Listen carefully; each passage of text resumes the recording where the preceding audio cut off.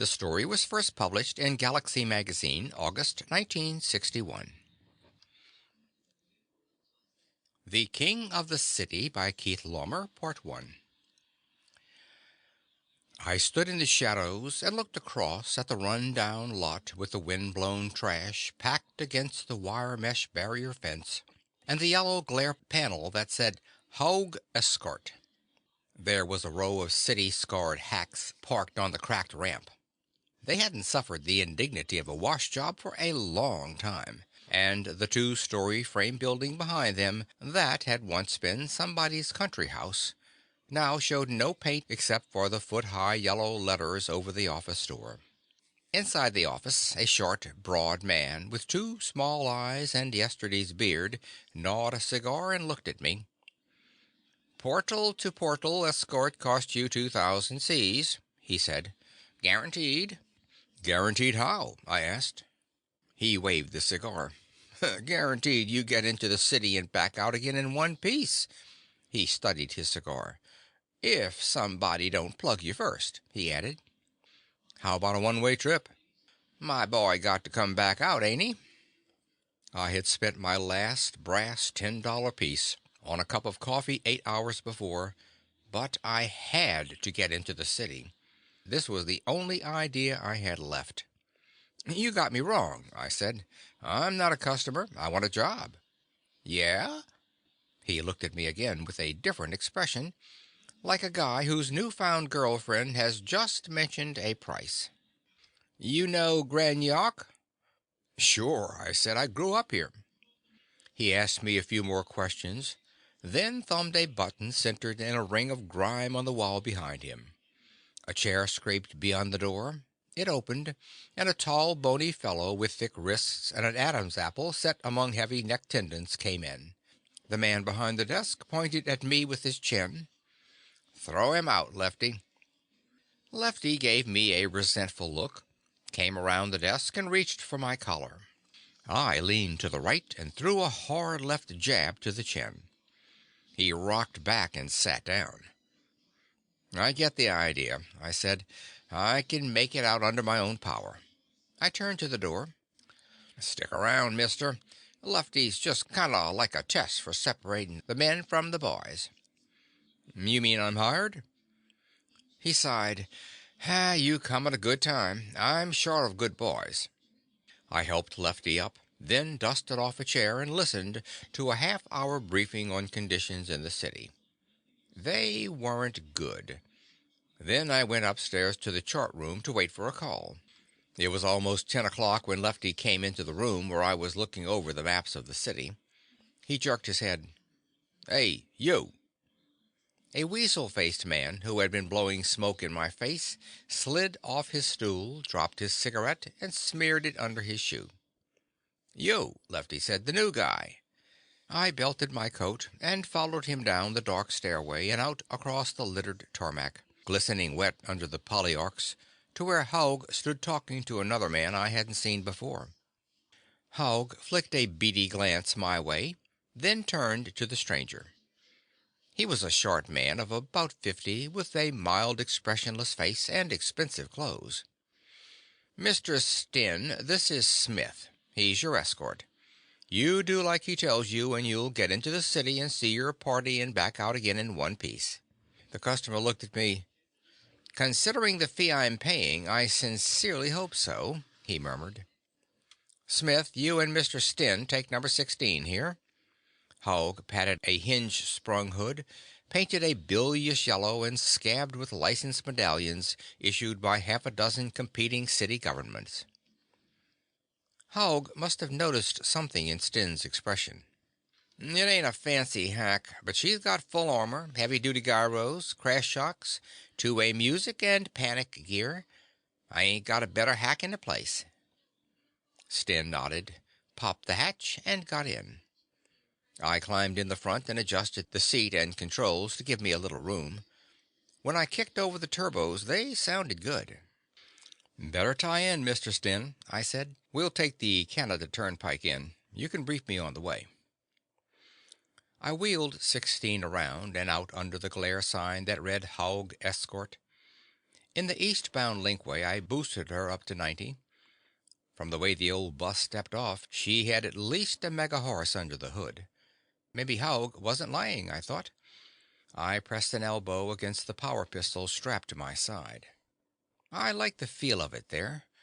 Maybe between it and old 16, I could get there and back after all. My destination, Sten said, is the Manhattan section. That suited me perfectly. In fact, it was the first luck I'd had since I burned the uniform. I looked in the rear viewer at Sten's face. He still wore no expression. He seemed like a mild little man to be wanting into the cage with the tigers. "That's pretty rough territory, Mr. Sten," I said. He didn't answer. "Not many tourists go there," I went on. I wanted to pry a little information from him. "I'm a businessman," Sten said. I let it go at that. Maybe he knew what he was doing. For me, there was no choice. I had one slim lead, and I had to play it out to the end. I swung through the banked curves of the intermix and onto the turnpike and opened up to full throttle. It was 15 minutes before I saw the warning red lights ahead. Haug had told me about this. I slowed. "Here's our first roadblock, Mr. Sten," I said. "This is an operator named Joe Naples. All he's after is his toll. I'll handle him. You sit tight in the hack. Don't say anything. Don't do anything. No matter what happens. Understand?" "I understand," Sten said mildly. I pulled up. My lights splashed on the spikes of a Mark 9 tank trap. I set the parking jacks and got out. "Remember what I told you," I said. "No matter what." I walked up into the beam of the lights. A voice spoke from off to one side. "Douse 'em, Rube." I went back and cut the lights. 3 men sauntered out onto the highway. "Keep the hands away from the sides, Rube." One of the men was a head taller than the others. I couldn't see his face in the faint red light from the beacon, but I knew who he was. "Hello, Naples," I said. He came up to me. "You know me, Rube?" "Sure," I said. "The first thing Hogue told me was to pay my respects to Mr. Naples." Naples laughed. "You hear that, boys? They know me pretty good on the outside, huh?" He looked at me, not laughing any more. "I don't see you before." "My first trip." He jerked a thumb at the hack. "Who's your trick?" "A businessman, name of Sten." "Yeah? What kind business?" I shook my head. "We don't quiz the cash customers, Joe." "Let's take a look." Naples moved off toward the hack, the boys at his side. I followed. Naples looked in at Sten. Sten sat relaxed and looked straight ahead. Naples turned away, nodded to one of his helpers. The two moved off a few yards. The other man, a short bullet-headed thug in a grease-spattered overcoat, stood by the hack, staring in at Sten. He took a heavy, old-style automatic from his coat pocket, pulled open the door. He aimed the gun at Sten's head and carefully squeezed the trigger. The hammer clicked emptily. "Ping," he said. He thrust the gun back in his pocket, kicked the door shut, and went over to join Naples. "Okay, Rube," Naples called. I went over to him. "I guess maybe you're on the level," he said. "Standard fee, 500, old Federal notes." I had to be careful now. I held a bland expression, reached in slowly, took out my wallet. I extracted 200 C notes and held them out. Naples looked at them, unmoving. The thug in the dirty overcoat moved up close and suddenly swung the edge of his palm at my wrist. I was ready. I flicked my hand aside and chopped him hard at the base of the neck. He dropped. I was still holding out the money. "That clown isn't worthy of a place in the Naples organization," I said. Naples looked down at the man, stirred him with his foot. "Hey, clown," he said. He took the money and tucked it in his shirt pocket. Okay, Rube, he said. My regards to Hog. I got in the hack and moved up to the barrier. It started up, trundled aside. Naples was bending over the man I had downed. He took the pistol from the pocket of the overcoat, jacked the action, and aimed. There was a sharp crack. The overcoat flopped once. Naples smiled over at me. "He ain't worthy a place in the Naples organization," he said. I waved a hand vaguely and gunned off down the road. The speaker in my ear hummed. I grunted an acknowledgement, and a blurred voice said, "Smith, listen. When you cross the South Radial, pick up the Midwest feed off. Take it easy and watch for number 9 station. Pull off there. Got it?" I recognized the voice. It was Lefty, Hogg's #1 boy. I didn't answer. "What was the call?" Sten asked. "I don't know," I said. "Nothing." The lights of the South Radial intermix were in sight ahead now. I slowed to 100 and thought about it. My personal motives told me to keep going. My job as a paid escort was to get my man where he wanted to go. That was tough enough, without detours. I eased back up to 150, took the intermix with gyros screaming, and curved out onto the thruway. The speaker hummed. "What are you trying to pull, wise guy?" He sounded mad. "That was the South Radial you just passed up." "Yeah," I said, "that's right. Smitty takes 'em there and he brings 'em back. Don't call us. We'll call you." There was a long hum from the speaker. "Oh, a wiseacre," it said finally. "Listen, rookie, you got a lot to learn. This guy is bankrolled.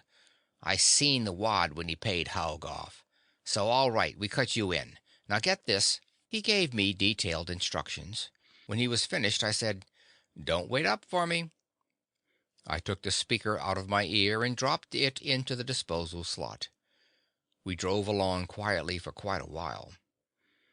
I was beginning to recognize my surroundings. This section of the turnpike had been opened the year before I left home. Except for the lack of traffic and the dark windows along the way, it hadn't changed.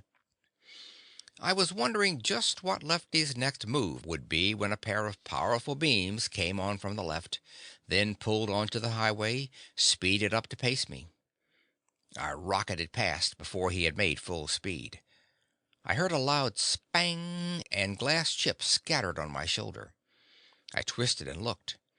A starred hole showed in the bubble above the rear seat. "Doc!" I yelled. Sten leaned over, put his head down.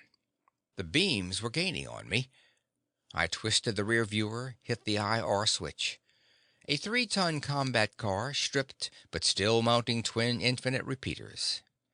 Against that, old 16 was a kiddie car. I held my speed and tried to generate an idea. What I came up with wasn't good, but it was all I had. A half-mile ahead there should be a level split, one of those awkward ones that caused more than one pileup in the first few months the turnpike was open. Maybe my playmates didn't know about it. They were about to overtake me now. I slowed just a little and started fading to the right. They followed me, crowding my rear wheel. I heard the spang again, twice, but nothing hit me. I was on the paved shoulder now and could barely see the faded yellow cross-hatching that warned of the abutment that divided the pavement ahead. I held the hack in the yellow until the last instant, then veered right and cleared the concrete barrier by a foot, hit the down curve at 180 and a howl of gyros and brakes, and the thunderous impact of the combat car. Then I was off the pavement, fighting the wheels, slamming through underbrush, then miraculously back on the hard surface and coasting to a stop in the clear. I took a deep breath and looked back. The burning remains of the car were scattered for a quarter of a mile along the turnpike. That would have been me if I had gauged it wrong. I looked at the canopy of the hack. 3 holes, not a foot apart, right where a passenger's head would be if he were sitting upright. Sten was unconcernedly brushing glass dust from his jacket. "Very neat, Mr. Smith," he said. "Now shall we resume our journey?" Maybe it's time you leveled with me, Sten, I said. He raised his eyebrows at me slightly. When Joe Naples' boy, Friday, pointed the gun at your head, you didn't bat an eyelash, I said. I believe those were your instructions, Sten said mildly. Pretty good for a simple businessman. I don't see you showing any signs of the shakes now either, after what some might call a harrowing experience. I have every confidence in your handling. Nuts, Sten. Those three holes are pretty well grouped, wouldn't you say? The man that put them there was hitting where he was aiming, and he was aiming for you. Why me? Sten looked almost amused. I thought it was a little shakedown crew, out to teach me a lesson, I said, until I saw where the shots were going. Sten looked at me thoughtfully. He reached up and took a micro speaker from his ear. The twin to the one you rashly disposed of, he said. Mr. Hogg was kind enough to supply it for a fee. I must tell you that I had a gun in my hand as we approached the South Radial Intermix. Had you accepted the invitation to turn off, I would have halted the car, shot you, and gone on alone. Happily, you chose to resist the temptation, for reasons of your own. He looked at me inquiringly. Maybe I'm sap enough to take the job seriously, I said. That may possibly be true, Sten said. What's your real errand here, Sten? Frankly, I don't have time to get involved. Really? One wonders if you have irons in the fire, Smith, but never mind, I shan't pry. Are we going on? I gave him my stern, penetrating look. Yeah, I said, we're going on. In 20 minutes we were on the inner concourse, and the polyarchs were close together, lighting the empty sweep of banked pavement. The lights of the city sparkled across the sky ahead and gave me a ghostly touch of the old thrill of coming home. I doused that feeling fast. After 8 years, there was nothing left there for me to come home to. The city had a lethal welcome for intruders. It wouldn't be smart to forget that. I didn't see the T-Bird until his spot hit my eyes and he was beside me, crowding.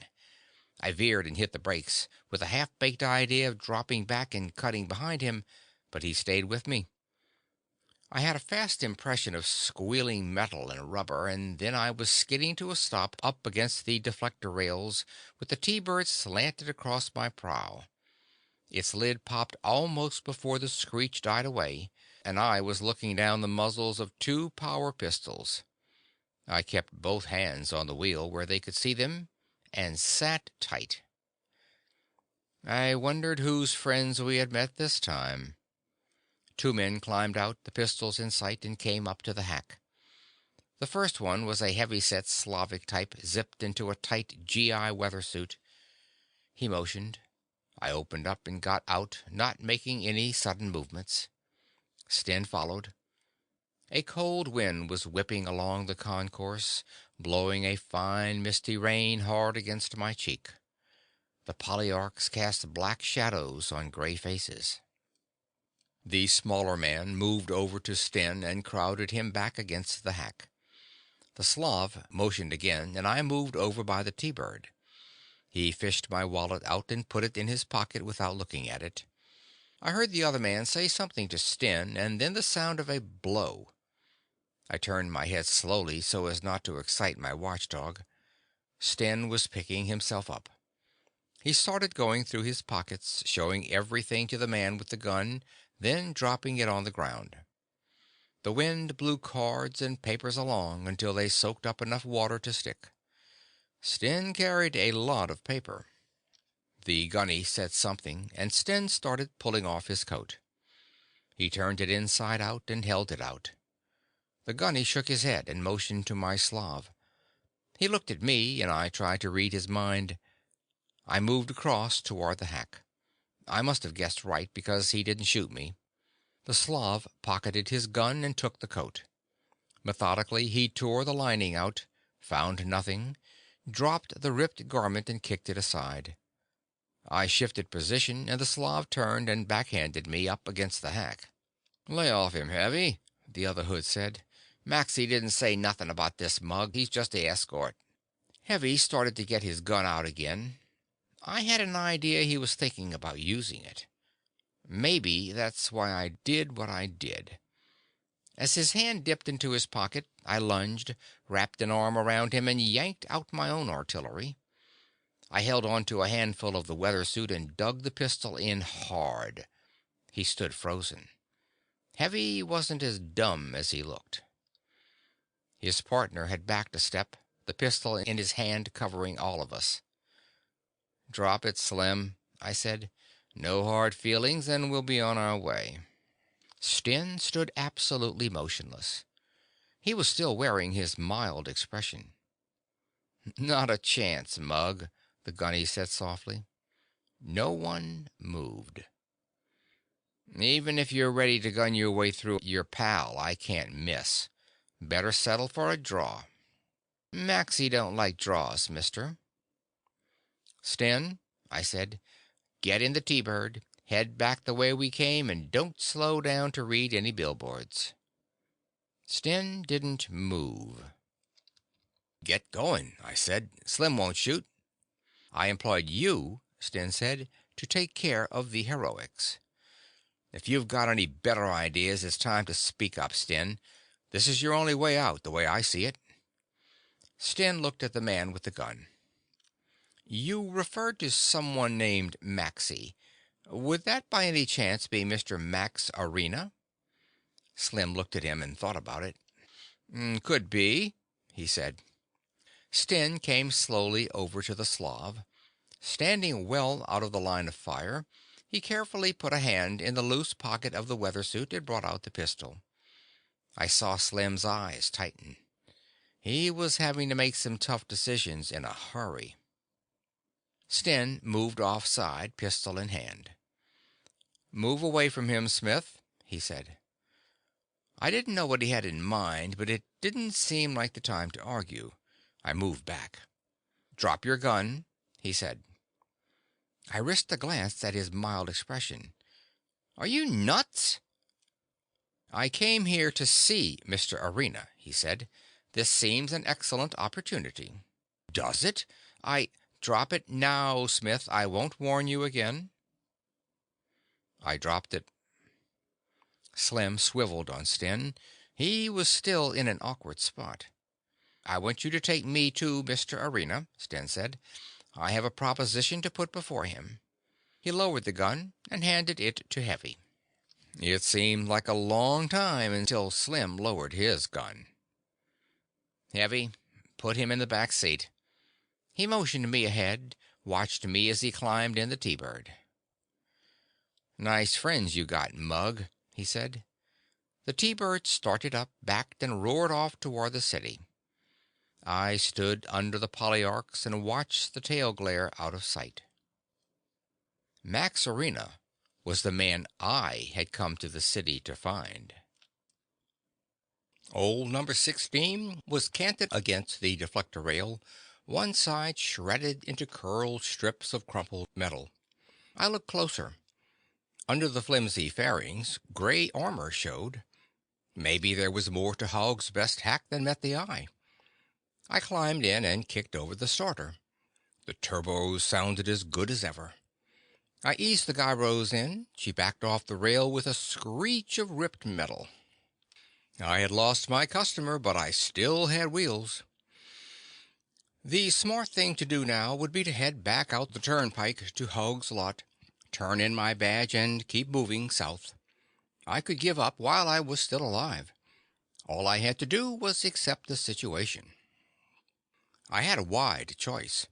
I could sign on with the new Confeds, or the Free Texans, or any one of the other splinter republics trying to set up shop in the power vacuum. I might try to get into one of the enclaves and convince its baron he needed another trained bodyguard. Or I could take a post with one of the kingpins in the city. As a last resort, I could go back and find a spot in the Naples organization. I happened to know they had a vacancy. I was just running through mental exercises to hear myself think. I couldn't settle for the kind of world I had found when I touched planet 3 months back, after 8 years in deep space with Hale's squadron. When the interim administration shot him for treason, I burned my uniform and disappeared. My years in the service had given me a tough hide and a knack for staying alive. My worldly assets consisted of the clothes I stood in, my service pistol, and a few souvenirs of my travels. For 2 months I had been scraping along on the cash I had in my pocket, buying drinks for drifters in cheap bars, looking for a hint, any lead at all, that would give me a chance to do what had to be done. Max Arena was the lead. Maybe a dud lead, but I had to find out. The city lights loomed just a few miles away. I was wasting time sitting here. I steered the hack out into the highway and headed for them. Apparently, Lefty's influence didn't extend far beyond the South Radial. The two roadblocks I passed in the next 5 miles took my money, accepted my story that I was on my way to pick up a fare, said to say hello to Hogue, and passed me on my way. Hogue's sour yellow color scheme seemed to carry some weight with the town organizations, too. I was well into the city, cruising along the third level crossover, before I had any trouble. I was doing about 50, watching where I was going and looking for the Manhattan intermix, when a battered Guy Robb four-seater trundled out across the fairway and stopped. I swerved and jumped lanes. The Guy Robb backed, blocking me. I kicked my safety frame down and floor-boarded the hack, steering straight for him. At the last instant he tried to pull out of the way. He was too late. I clipped him across his aft quarter, and caught a glimpse of the underside of the car as it stood on its nose, slammed through the deflector and over the side. Old 16 bucked, and I got a good crack across the jaw from the ill-fitting frame, and then I was screeching through the intermix and out onto the Manhattan third level. Up ahead, the glare panels at the top of the blue tower reared up half a mile into the wet night sky. It wasn't a hard address to find. Getting inside would be another matter. I pulled up 100 yards from the dark cave they used to call the limousine entrance and looked the situation over. The level was deserted, like the whole city seemed from the street. But there were lights in the windows, level after level of them, stretching up and away as far as you could see. There were plenty of people in the city, about 10 million, even after the riots and the food scare and the collapse of legal government. The automated city supply system had gone on working, and the kingpins, the big-time criminals, had stepped in and set things up to suit their tastes. Life went on, but not out in the open. Not after dark. I knew almost nothing about Arena. Judging from his employees, he was a kingpin of a prosperous outfit. The T-Bird was an expensive late model, and the two thugs handled themselves like high-priced talent. I couldn't expect to walk into his HQ without jumping a few hurdles. Maybe I should have invited myself along with Sten and his new friends.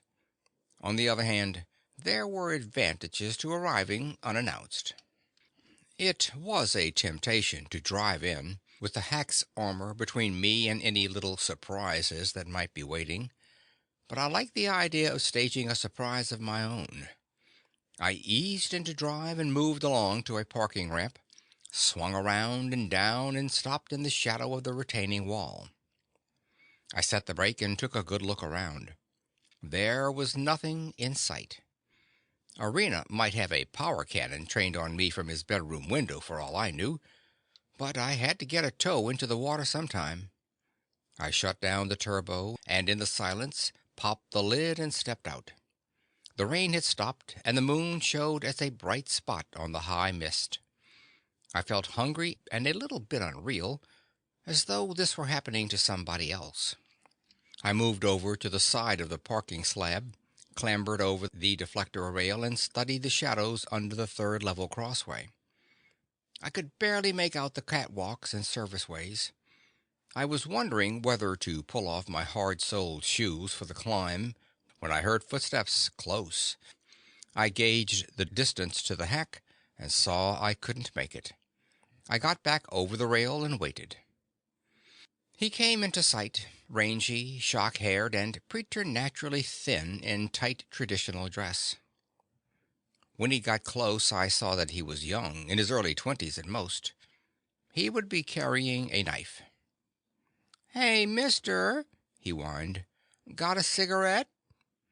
"Sure, young fellow," I said, sounding a little nervous. I threw in a shaky laugh to help build the picture. I took a cigarette from a pack, put the pack back in my pocket, held the weed out. He strutted up to me, reached out, and flipped the cigarette from my fingers. I edged back and used the laugh again. "Hey, he liked that," the punk whined. "He thinks that's funny. He got a sense of humor." "Heh," I said. "Just out getting a little air." "Gimme another cigarette, funny man." I took the pack out, watching. I got out a cigarette and held it gingerly, arm bent. As he reached for it, I drew back. He snatched for it. That put him in position. I dropped the pack, clenched my two hands together, ducked down and brought them up hard under his chin. He backflipped, rolled over, and started crawling. I let him go. I went over the rail without stopping to think it over and crossed the girder to the catwalk that ran under the boulevard above. I groped my way along to where the serviceway branched off for the blue tower, then stopped and looked up. A strip of luminous sky showed between the third level and the facade of the building. Anybody watching from the right spot would see me cross, walking on the narrow footway. It was a chance I'd have to take. I started to move out and heard running feet. I froze. The feet slid to a stop on the level above, a few yards away. "What's up, crackers?" somebody growled. "The mark zapped me down." That was interesting. I had been spotted, and the punk had been sent to welcome me. Now I knew where I stood. The opposition had made their first mistake. "He was starting to cross under when I spot him," Crackers went on, breathing heavily. "He saps me, and I see I can't handle him, and I go for help." Someone answered in a guttural whisper. Crackers lowered his voice. It wouldn't take long now for reinforcements to arrive and flush me out. I edged farther and chanced a look. I saw two heads outlined above. They didn't seem to be looking my way, so I started across, walking silently toward a narrow loading platform with a wide door opening from it. Below me, a lone light reflected from the wet pavement of the second level, 50 feet down. The blank wall of the blue tower dropped past it sheer to the glistening gutters at ground level. Then I was on the platform and trying the door. It didn't open. It was what I should have expected. Standing in the full glare from the glare panel above the entry, I felt as exposed as a fan dancer's navel. There was no time to consider alternatives. I grabbed my power pistol, flipped it to beam fire, and stood aside with an arm across my face. I gave the latch a blast, then kicked the door hard. It was solid as a rock. Behind and above me, I heard Crackers yell. I beamed the lock again, tiny droplets of molten metal splattering like needles against my face and hand. The door held. "Drop it and lift 'em, Mug," a deep voice yelled. I twisted to look up at the silhouettes against the deflector rail. I recognized the Slavic face of the man called Heavy, so he could talk after all. "You're under my iron, Mug," he called. "Freeze or I'll burn you." I believed him, but I had set something in motion that couldn't stop now. There was nothing to go back to. The only direction for me was on the way I was headed, deeper into trouble. I was tired of being the mouse in a cat's game. I had taken the initiative, and I was keeping it. End of part 1.